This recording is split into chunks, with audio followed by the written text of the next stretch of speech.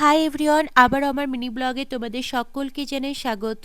ডেটটা ছিল 23শে ডিসেম্বর, আর সেদিনে আমরা সবাই মিলে বেরিয়ে পড়েছিলাম উইন্টার ভ্যাকেশনের উদ্দেশ্যে। যখন বেরোই তখন মানুষের মনে হলো ওর আরো দুই একটা জিনিস কেনাকাটা করতে লাগবে, তো আমরা ওখান থেকেই দুই একটা জিনিস ওর জন্য কেনাকাটা করে নিয়ে সোজা চলে এলাম হাওড়া স্টেশনে। আমাদের এটা পুরো গ্রুপ ভ্যাকেশন ছিল, আর ট্রেন জার্নিও ছিল।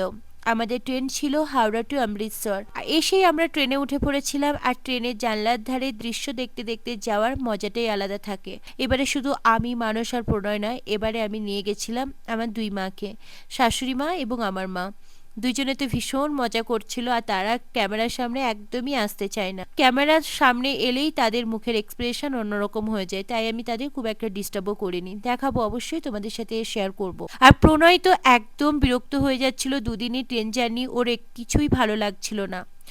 ওর সবসময় ফ্লাইট বেস্ট। আর